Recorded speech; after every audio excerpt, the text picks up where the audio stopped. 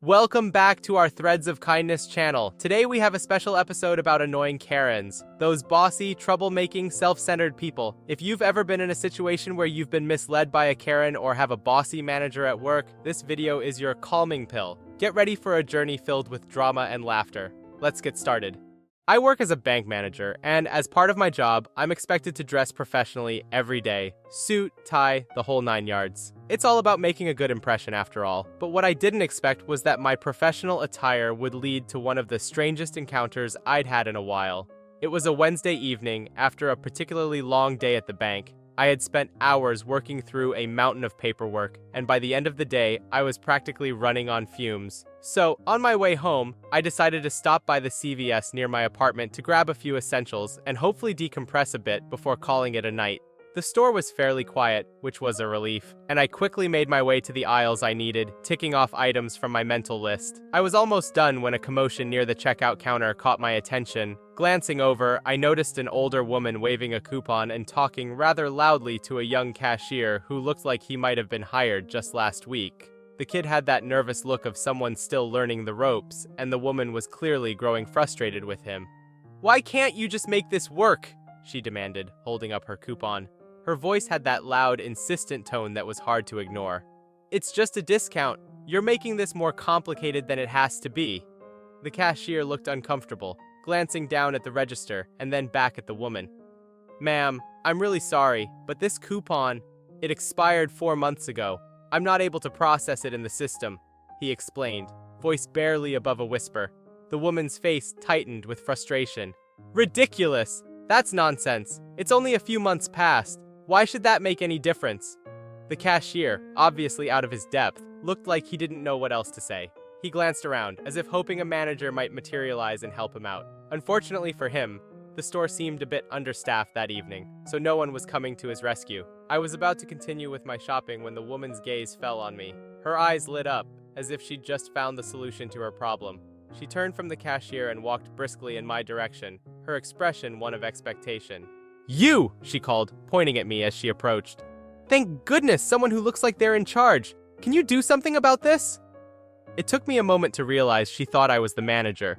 Before I could say anything, she thrust the coupon toward me, explaining, "This young man here is telling me he can't honor my discount just because it's expired. You can handle this, can't you?" I held up my hands, trying to explain. "Ma'am, I'm sorry, but I don't actually work here. I'm just another customer." She waved off my comment like it was irrelevant. "Look, you're clearly dressed like someone with authority," she insisted. "I'm sure you can understand how ridiculous this is. All I'm asking for is a little flexibility. You can just tell him to process it, right?" I took a deep breath, trying to stay polite. "Ma'am, even if I did work here, I wouldn't be able to override store policy. If the coupon expired, there's really nothing that can be done." She stared at me like I'd just personally insulted her. "So you're saying you can't help me? What kind of customer service is this? It's a simple discount request. I'm asking for a reasonable favor, not the world." The poor cashier looked like he wanted to disappear. He kept glancing between me and the woman, hoping someone would resolve this so he could move on to the next customer. I decided to try one more time to make her understand. "Ma'am," I said slowly, "the store's policy is that expired coupons can't be honored, no matter who you talk to. The cashier here isn't doing anything wrong. He's just following policy." Her face twisted in annoyance. "I can't believe this. I thought you looked like someone who could actually do something, not just repeat the same thing over and over," she huffed. Then, as if she hadn't heard a word I said, she added, "Isn't there anything you can do to override this? Just this once?" At this point, I could see I wasn't getting through. She was determined to get her way, even if it meant dragging in every customer who happened to look remotely official. I gave the cashier a sympathetic look and shook my head. "Ma'am, I really am just here to shop, and I don't have any control over store policies," I said, hoping to finally end the exchange. Just as I thought the situation couldn't get any stranger, the woman huffed in frustration. She looked me up and down, clearly annoyed that I wasn't helping her, and then muttered something under her breath in Russian. I understood perfectly what she was saying, even though she obviously assumed I wouldn't. I had studied Russian for years, having grown fascinated with the language during college. I hadn't used it much since then, but once you're fluent, certain phrases stick. Her muttered words, roughly translated, were something like, "Useless, arrogant man, too proud to help anyone." I took a deep breath, considering whether it was worth responding. I could just let it slide, ignore her, and move on. But something about the sheer entitlement she was displaying made me want to stand up for myself and for the poor cashier who'd been dragged into this mess. So I looked her directly in the eyes, switched to fluent Russian, and said calmly, "Perhaps the useless, arrogant man isn't the problem. Maybe the issue is someone who thinks the rules don't apply to them." Her eyes widened in shock. She clearly hadn't expected me to understand, let alone respond. There was a beat of silence as she processed my words, and the expression on her face was priceless. She went from irritation to outright disbelief. You speak Russian?" she stammered, clearly taken aback. The surprise in her voice was almost comical, and I couldn't help but let a slight smile slip. "Yes, I do," I replied in Russian, keeping my tone polite but firm. "And I'm telling you again, the coupon expired months ago. No one here can make it valid. This young man," I nodded toward the cashier, "is only doing his job by following store policy." The cashier looked from me to the woman, clearly understanding none of our conversation, but sensing the shift in power dynamics. The woman, however, was struggling to regain her composure. She seemed flustered, not just by the fact that I understood her insults, but by my unwillingness to back down. "This is ridiculous," she sputtered in English as though trying to reassert control of the situation. "You don't know anything about customer service. You're a nobody." I gave her a calm, measured look, and, still in Russian, replied, "I'm simply a customer here, the same as you, and no one, no matter how entitled they feel, is above the rules." Her face flushed, and I could tell she was at a loss for words. But before she could say anything else, I reached into my wallet and pulled out 3 $1 bills. In a calm, unhurried motion, I placed them on the floor at her feet. "There," I said in English, loud enough for the cashier and a few bystanders to hear. $3 for your savings. No coupon required." The store went silent. A couple of people nearby looked over, clearly intrigued by the scene unfolding. The woman stared down at the bills on the floor, her face turning redder by the second. She was caught between indignation and complete humiliation, and for once, she seemed at a loss for words. The cashier's mouth was slightly open, barely suppressing a grin. He looked over at me with a mix of awe and gratitude. The woman, meanwhile, was still standing there, her face frozen in shock and disbelief. After a moment, she seemed to realize that the attention was now on her, and that she was the one making a scene. You'll regret this," she mumbled, trying to save face, but the words didn't have any bite. Her earlier confidence was completely gone. She quickly bent down, snatched up the $3, and practically stormed out of the store without looking back. Her heels clicked against the floor as she rushed out, disappearing into the night. After she left, the store returned to its usual hum. The cashier let out a relieved laugh and gave me an appreciative nod. Thanks for that. I had no idea what to say to her. And, that was quite the move with the money.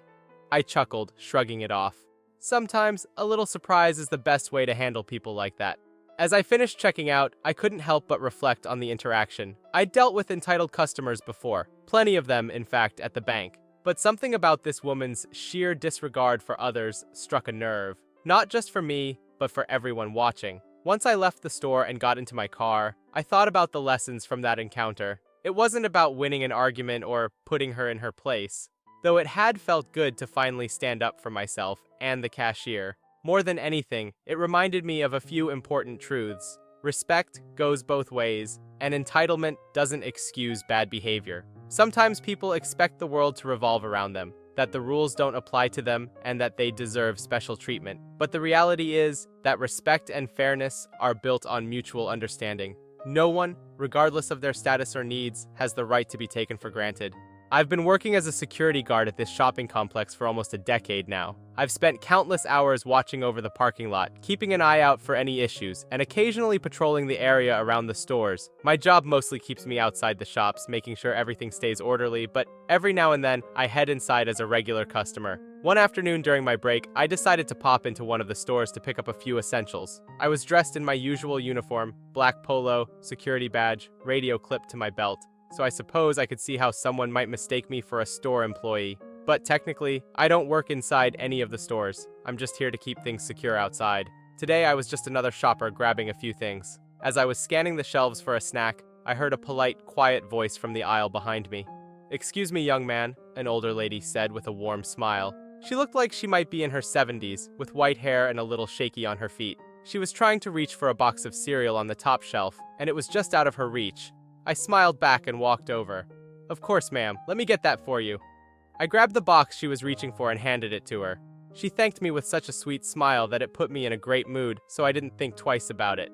Helping her took all of 2 seconds, and it wasn't as if I was in a rush. As I turned to continue with my shopping, I suddenly felt a light tap on my shoulder. I looked around and found myself facing a stern-looking woman, probably in her 60s, with a deep frown etched across her face.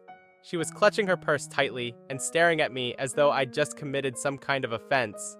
"Finally!" she huffed, looking at me with irritation. "I've been waiting for 10 minutes! I couldn't find the brand of dog food I wanted, and you were too busy chatting with someone else." It took me a second to process what she'd said. I wasn't exactly sure where she got the idea that I worked here, but before I could explain, she continued her complaints. "I've been looking everywhere for Barky Bites. You know, the only brand that matters for small dogs with sensitive stomachs? I need you to go fetch it for me. I don't know what's wrong with this store not keeping things in stock properly," she went on, her voice dripping with impatience. I took a deep breath, not wanting to escalate anything. "Ma'am, I'm actually not an employee here. I work as security for the shopping center, just outside. I was just inside here to pick up a few things for myself." The woman's frown only deepened. She looked me up and down, her eyes scanning over my uniform, the badge, the radio. "Then why are you dressed like that?" she demanded. "If you're wearing a uniform, you're here to help, aren't you?" I smiled politely, hoping that would smooth things over. "I can understand the confusion, ma'am, but I really don't work for the store. I'm just a security guard here. Maybe one of the actual employees could help you find the dog food you need." She didn't seem to like that answer at all. "Well, isn't that just typical?" she scoffed, clearly annoyed. "You young people never take your jobs seriously these days. Back in my day, if someone wore a uniform, they were there to serve, but you're just strolling around, ignoring customers." Her tone was getting sharper, and a couple of other shoppers glanced over, no doubt picking up on the tension. I took another deep breath, trying to keep my voice calm. "I'm very sorry for the misunderstanding, ma'am. If you'd like, I could help you find an employee who could assist you with the dog food." She rolled her eyes, clearly unimpressed. "Oh, so now you'll help? After making me wait and then denying that you even work here? What a joke." Realizing I wasn't going to be able to resolve this easily, I gave a small nod. "If you'll excuse me, ma'am, I'm going to continue with my shopping. I'm sure one of the store staff can help you." She scoffed again, muttering under her breath. Typical. This place hires the most useless people. At this point, I started to feel a bit of frustration. I mean, it's one thing to be mistaken for an employee, but it's another to be scolded for not doing a job I wasn't hired to do in the first place. However, I reminded myself to stay calm. She was clearly annoyed, and maybe even a little embarrassed, though I doubted she'd ever admit it. As I continued down the aisle, she huffed loudly, following me as though waiting for me to magically change my mind and find her dog food. I kept my focus on my list, trying to tune her out, but she wouldn't let up. "You young people have no respect for your elders," she muttered, just loud enough for me to hear. It's sad, really. No one does their job anymore. At that moment, one of the actual store employees, a young woman wearing a bright red vest and name tag, turned the corner. She looked between the woman and me, quickly assessing the situation. The customer immediately pounced. "Finally! I've been waiting forever for help! Do you have Barky Bites? And please, tell your colleague here to actually assist customers instead of wandering around." The employee gave me an apologetic smile, clearly sensing what had happened, and turned back to the woman. "I'll be happy to help you find the dog food, ma'am," she said smoothly. "We actually have it in stock on the next aisle over, and just to clarify, he's actually not one of our employees. He's just a security guard from outside." The woman's face turned a deep shade of red. She muttered something under her breath that I didn't quite catch, then turned on her heel without another word, following the employee down the aisle. I could tell that her pride was stung, but she wasn't about to admit she'd been wrong. Once she was gone, I let out a long breath of relief, chuckling a little at the absurdity of it all. Sometimes I think people just see a uniform and assume you're there to serve their every need. It's funny, really. After years on the job, I've dealt with all kinds of characters, but this one might just take the cake. I thought that would be the end of it, and continued with my shopping, trying to brush off the strange interaction. Little did I know, she wasn't quite done causing trouble. A little while later, as my break was ending, I walked back outside toward my usual post in the parking lot. To my surprise, there she was, parked near the entrance, standing next to her car with a huge bag of bird seed. She was scattering it all over the asphalt, and within minutes, a small flock of ducks had gathered, squawking and flapping as they fought over the food. I sighed, knowing this would only lead to more mess. Birdseed on the pavement would attract ducks, pigeons, and who knows what else, creating a hazard for both cars and pedestrians. Plus, it was against shopping center policy to feed animals in the parking lot. It was clearly posted on signs around the property. I walked over, intending to gently remind her of this. "Ma'am," I began, keeping my voice calm, "I'm going to have to ask you to stop feeding the birds here. It creates a mess, and we have signs up that prohibit feeding animals in the parking lot." She looked up from her pile of birdseed, giving me a defiant glare. "Oh, now you're willing to do your job," she snapped. "I waited long enough for help inside, and you wouldn't even do that much. So I'm doing what I want here." "Ma'am, I understand you were frustrated," I said, keeping my tone as level as possible. "But this isn't allowed. I'd really appreciate it if you could stop and clear out the seed." She scoffed and tossed another handful of seed onto the ground, intentionally ignoring me. "I'll do what I please. You're just a security guard. What are you going to do about it?" Seeing that she wasn't about to cooperate, I had no choice but to call mall management. A few minutes later, one of the managers came outside, and together, we tried to reason with her. But she refused, growing louder and accusing us of harassment. She seemed determined to make as much of a scene as possible. Eventually, we had no other option but to call the police to handle the situation. 2 officers arrived within a few minutes, and after a quick rundown of what was happening, they approached her. "Ma'am," one of the officers said firmly, "we've been informed that you're creating a disturbance and refusing to comply with property rules. We're going to have to ask you to leave the premises." She crossed her arms and smirked. "Oh, you're going to force me out for feeding a few birds? Good luck with that." The officers remained professional, though it was clear they were running low on patience. "If you refuse to leave, we'll have to escort you out. Please cooperate." Her defiance only grew. She began shouting, calling them incompetent, and declaring she would stand her ground. But as the officers ran her information, things took an unexpected turn. One of them glanced up from his tablet, raising an eyebrow. "Ma'am," he said, "it appears there's an active warrant out for your arrest." Her face paled and her mouth fell open. A warrant? That must be a mistake." The officers exchanged a look, then nodded. "We're going to need you to come with us. Please place your hands behind your back." She tried to argue, sputtering about how this was outrageous and unfair, but it was too late.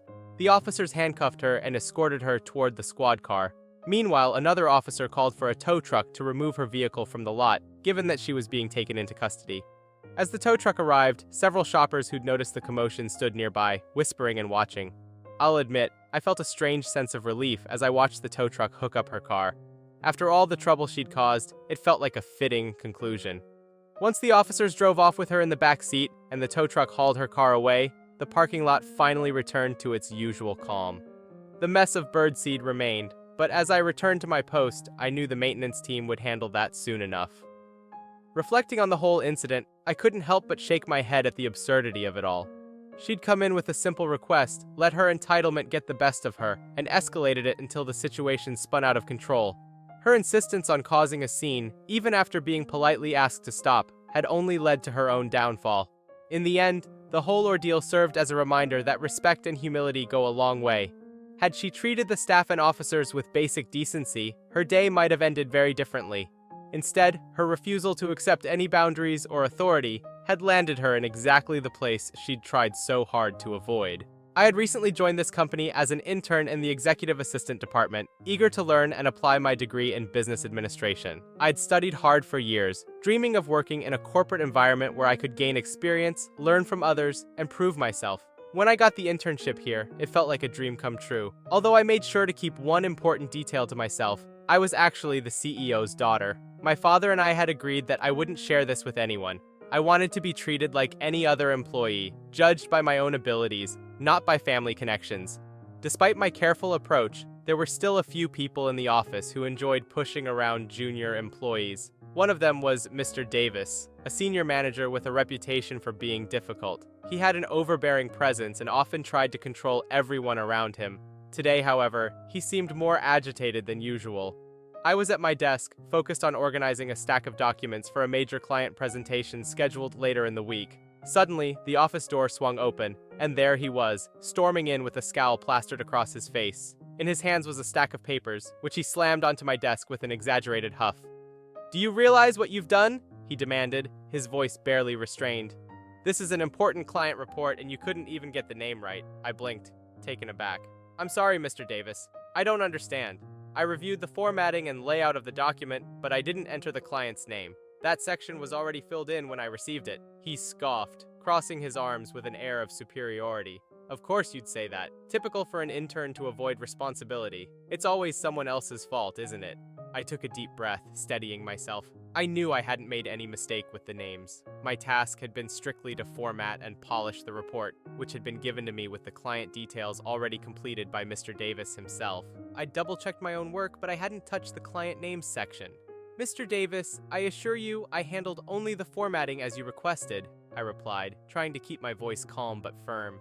I didn't alter any of the names or content. Those sections were already completed when I started working on it. He glared at me as if I'd challenged his authority. You're really trying to argue with me? This is your mistake, and it's serious. You don't get to make these kinds of errors and brush them off. I want you to explain yourself to the CEO. This is a critical issue that needs to be dealt with immediately. My stomach twisted. Meeting with the CEO wasn't an issue in itself. I'd grown up with him after all, but Mr. Davis had no idea about that. He thought I was just another young intern, and he was determined to make an example of me, regardless of the truth. But, understanding the importance of maintaining professionalism, I simply nodded and picked up the stack of papers he had thrown onto my desk. All right, Mr. Davis, I said quietly. Let's go. He followed me, clearly reveling in the idea of putting me on the spot in front of the CEO. When we arrived, my father looked up from his desk, his face calm but curious. He didn't acknowledge me as his daughter, maintaining the professional distance we'd agreed upon. Mr. Davis, Miss Hamilton, he greeted us, giving a slight nod. What seems to be the issue? Mr. Davis launched into a tirade, detailing his version of the events in the report preparation. Sir, this intern here completely mishandled a client document. She misspelled the client's name in multiple places, and if I hadn't caught it, we would have sent out an embarrassing, unprofessional report. I thought it best to bring it to your attention. My father turned his gaze to me, his expression neutral, though I could sense his careful attention. Miss Hamilton, would you care to explain? I met his eyes, grateful for the chance to speak.